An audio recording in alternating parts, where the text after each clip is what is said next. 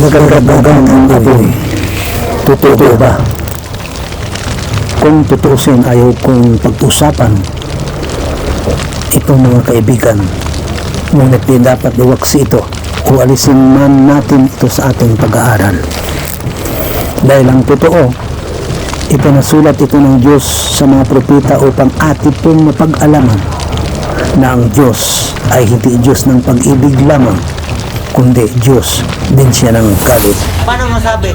Ayon sa Revelation chapter 6 verse 17 ay ganito po ang kanyang pagkasabi. Dahil sabi ng Revelation chapter 6 verse 17 ay ganito po ang kanyang sinabi, sapagkat dumating na ang dakilang araw ng kanilang kagalitan at sino ang makakatayo. Nakalaan na dakilang araw ng kanyang kagalitan. Kaya ang Diyos ay hindi lamang Diyos ng pag-ibig, Paano masabi? kundi Diyos din siya ng galit. At isa pa na binanggit dito sa sulat ni Apostol Pablo sa mga gawa chapter 17 verse 29, yamang tayo ng Diyos ay hindi marapat-ratang isipin na ang pag-Diyos ay katulad ng ginto o ng pilang bato na inukin kabihasnan at ng katalinuhan ng tao. Kaya diyan nagagalit ang Diyos dahil hindi nila binigyan ng pansin ang totoong pagka-Diyos ng Diyos, dahil sila po ay sasamba sa nilalang, hindi sa lumalang. Gusto ng Diyos na siya ang sasambahin. Yan ang kailangan niya. Sa verse 30 ng mga gawa ay ganito po ang kanyang sinabi. Ang panahon ng kahangalan ay pinalipas ng Diyos. Dapat niyo'y ipinag-utos niya sa mga tao na nagsisi sila lahat sa lahat ng dako.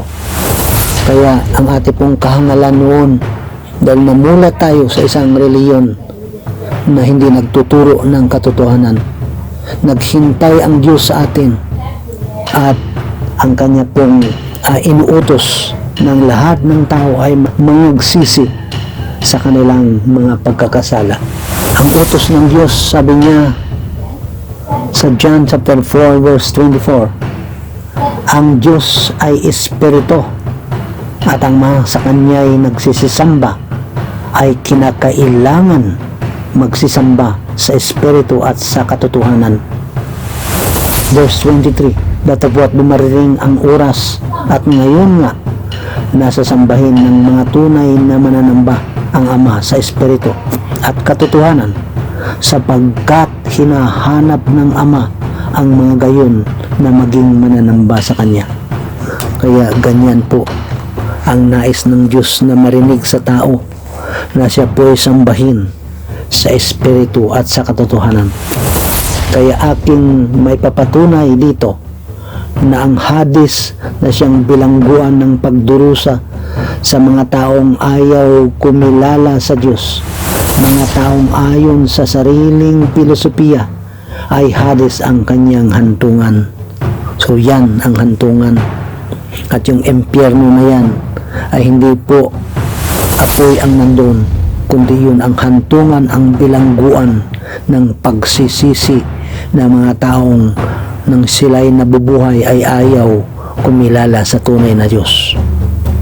Ayon sa salita ng pangalawang Pedro chapter 2 verse 4 ay ganito po ang kanyang sinasabi.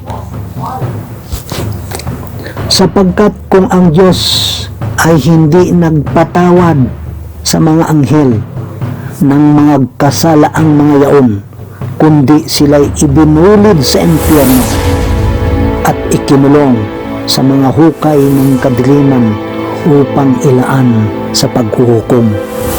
So yung lugar na yun ay bilangguan. Doon sila po nakakulong, at pagdating ng paghuhukom, saka na sila dadalhin doon sa dagat-dagatang apoy. Kaya nga kahit ang mga anghel na nagkasala, mga kaibigan, ay inilagay ng Diyos doon sa kalaliman ng lupa. Ngunit maliban pa sa Hades ay mayroon pang mga dagat-dagatang apoy para sa huling hatol sa taong makasalanan. Iba ang impyerno at iba rin ang dagat-dagatang apoy. Ang impyerno ay bilangguan. Ang dagat-dagatang apoy ay yung huling hantungan ng taong may sala sa kanyang buhay habang siya ay nabubuhay sa mundong ito. Kaya nga, ang buhay ng tao ay ito yung pagkakataon na tayo po'y humingi ng kapatawaran sa Diyos.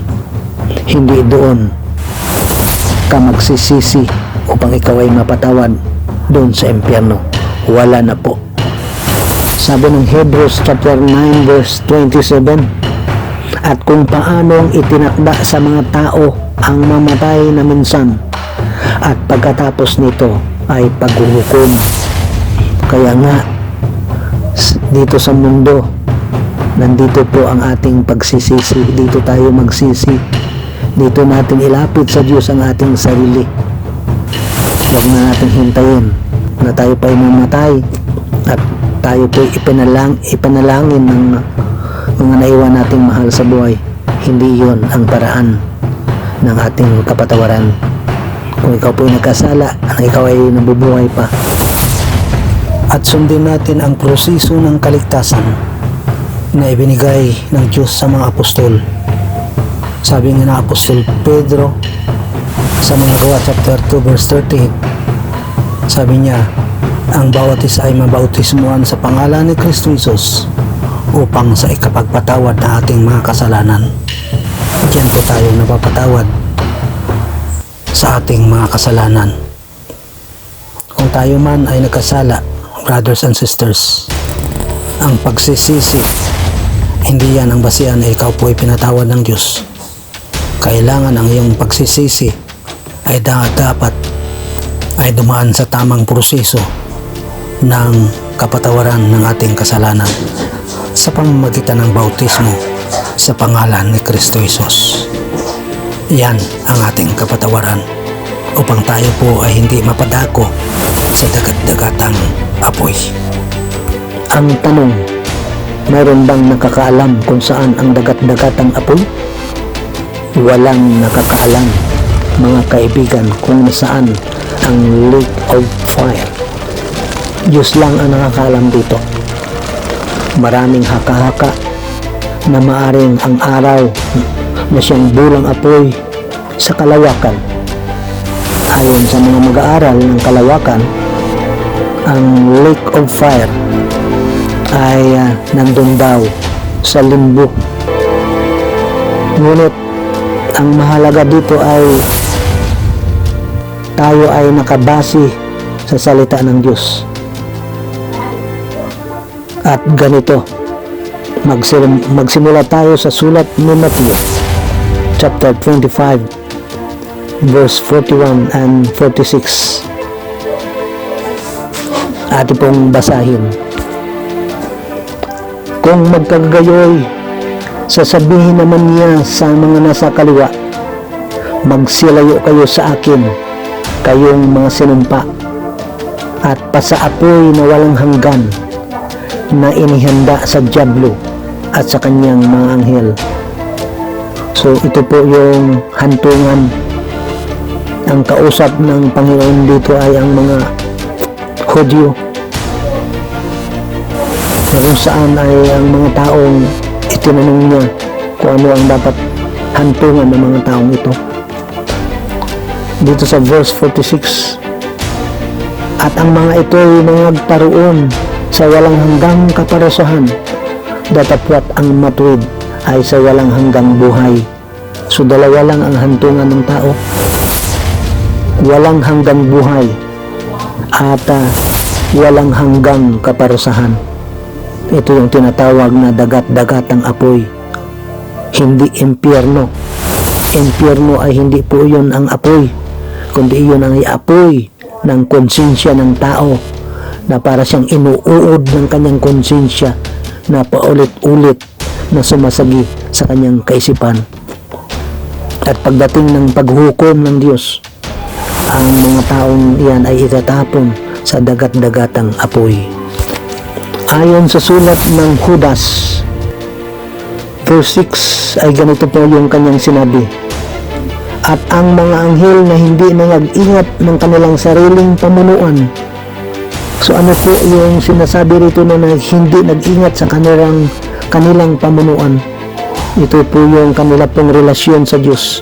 Hindi nila iningatan, mga kapatid, kundi iniwan ang kanilang sariling tahanan. Tahanan, ibig sabihin, yung kanilang kaugnayan sa Diyos. Iniwan nila at sumunod sila kay Lucifer. Ay iniingatan niya sa mga panikalang walang hanggan sa paghukom sa dakilang araw. So doon nakakulong ang mga anghel na ito, na kung saan ay iniwanan nila ang kanilang kaugnayan sa Diyos bagko sumunod sila kay Lucifer. Kaya sila ay ikinulong doon sa impyerno, mga kababayan. Kaya maliwanag na mayroong judgment day para sa mga makasalanan, at ang Hades o bilangguan na sa ibang salita ay impyerno, ay doon muna sila nakakulong hanggang sa pagdating ng judgment day. Ngayon, tutuba ang lake of fire o dagat-dagat ang apoy na binabanggit dito sa Revelation chapter 21. Basahin po natin para ating pong mapag-alaman. Verse 8. Ngunit sa mga duwag at sa mga hindi na manampalataya at sa mga kasuklam-suklam at sa mga mamamatay tao at sa mga mapakiapid at sa mga manggagaway at sa mga mapagsamba sa Diyos-Diyusan at sa lahat ng mga sinungaling, ang kanilang bahagi ay sa dagat-dagatang nagniningas sa apoy at asupre na siyang ikalawang kamatayan. Ngayon, isa-isahin natin kung sino ang mga kandidato na pupunta sa lugar na ito ng Lake of Fire. Una, mga duwag at hindi sumasampalataya. Sino ang mga duwag na mga ito? Ay mga walang pananalig. Sila yaong ayaw iwanan ang kinagisnang reliyon na hindi inline sa gusto ng Diyos. Pangalawa, mga kasuklam-suklam. Sino ang mga ito? Mga taong nabubuhay sa karamihan ng buhay, nagbibinta ng laman. Ayon sa sabi ni Apostol Pablo sa kanyang sulat sa Taga-Roma, chapter 1, verse 24 and 27, ay ganito po ang kanyang pagkasabi. Verse 24. Dahil dito'y sa karamihan ng mga salita ng pita ng kanilang mga puso ay ibinigay sila ng Diyos sa kahalayan upang alisin nila ang puri ng kanilang mga katawan at kanilang sarili. Verse 27. At gayon din naman ang mga lalaki na nang iwan na ang katutubong kagamitan sa mga babae ay nangagningas sa kanilang karamihan ng pita ang isa't isa na gumagawa ng kahalayan, ang mga lalaki sa kapwa lalaki at tumatanggap sa kanilang sarili ng kagambihan ng kanilang pagkakamali. So yan po yung mga tao sa panahon ito, na ang mga lalaki ay naging babae at ang mga babae ay naging lalaki. Isa yan sa mga kasuklam-suklam na nakikita ng Diyos. Pangatlo, mamamatay tao. So alam natin yung mga taong pumapatay ng kanyang kapwa para sa kanyang sariling kapakanan. Pang-apat, mapakiapid. Dalawa lang ito, materially and spiritually, na fornication ang ibig sabihin dito. Mapagsamba sa Diyos-Diyusan, mga taong ayaw kilalanin ang Diyos. Maliwanag ang sinabi ng Diyos sa John chapter 4 verse 24 na ang Diyos ay dapat sambahin sa espiritu at sa katotohanan, hindi sa pamamagitan ng mga rebultong ginawa ng kamay ng tao. Ayon sa Romans chapter 1 verse 25 ay ay ganito po ang kanyang pagkasabi. Sapagkat pinalitan nila ang katotohanan ng Diyos ng kasinungalingan at sila'y nagsisamba at nangaglingkod sa nilalang kaysa lumalang na siyang pinupuri magpakailanman siya nawa. So maliwanag na sinabi ni Apostol Pablo, ang nilalang ang kanilang sinasamba, hindi yung lumalang. Kaya kabaliktaran po ang pagsamba ng mga tao sa panahon ito. Kaya diyan nagagalit ang Diyos. Pang-7, sinungaling sa salita ng Diyos. Sino itong mga sinungaling sa salita ng Diyos? Mga taong ginagamit ang salita ng Diyos sa sariling kapakanan upang sila ay yumaman, upang sila ay kilalanin. Kaya sila po ay mga sinungaling. Hindi itinuturo ang tunay na salita ng Diyos. Ang mga nabanggit dito ay mga kandidato sa ikalawang kamatayan, mga kaibigan. Ito ay mula kay Cain na nang unang pumatay kay Abel hanggang sa mga taong pinatay ng Diyos pagkatapos ng milenyum. Ayon sa sulat ng Revelation chapter 20 verse 7 hanggang 9, mga kapatid, ay ating pong basahin. At kung maganap na ang 1,000 taon, si Satanas ay kakalagan sa kanyang bilangguan. So pagkatapos ito ng Great Tribulation, bago papasok ang milenyum, si Satanas ay ikukulong.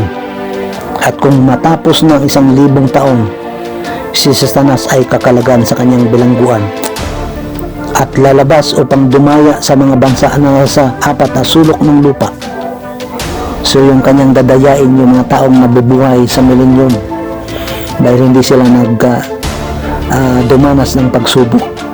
So papakawalan si Satanas upang sila'y subukan. At sa Gog at sa Magog upang tipunin sa pagbabaka.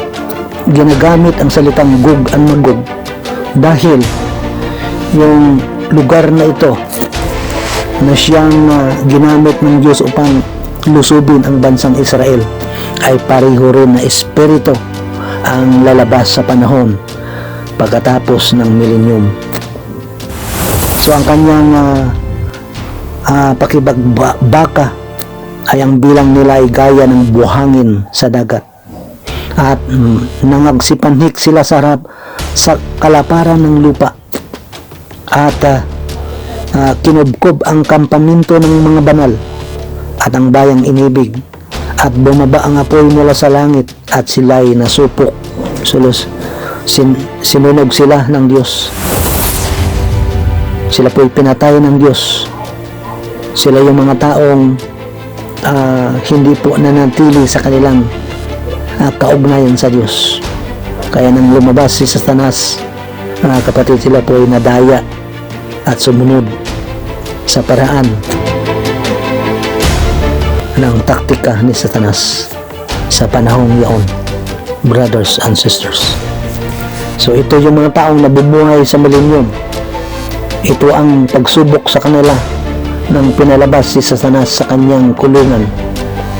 At marami ang nadaya ni Satanas at sila'y nagkaisa na sugurin at labanan ang mga banal sa panahong yaon. Ngunit sila'y sinunog ng apoy mula sa langit.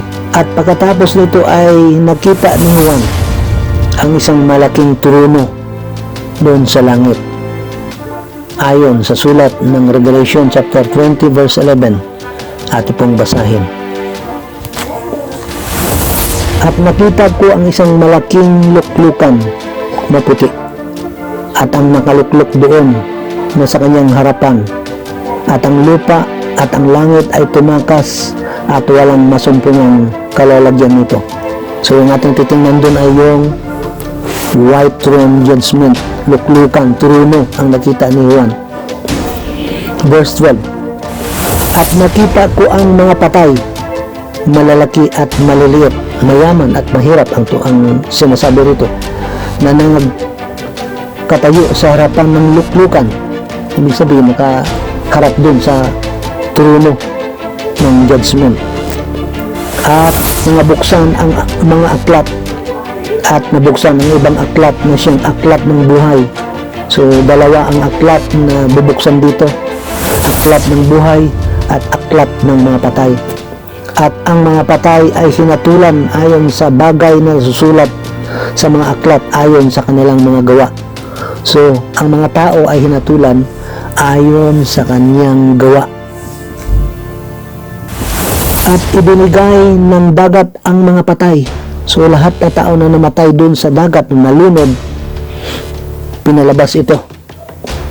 At ang mga patay na nasa kanya, at ibinigay ng kamatayan at ng Hades. So kita mo, yung mga nandun sa bilangguan sa Hades ay pinalabas din ang mga patay na nasa kanila, at sila ay hinatulan bawat tao ayon sa kanyang mga gawa.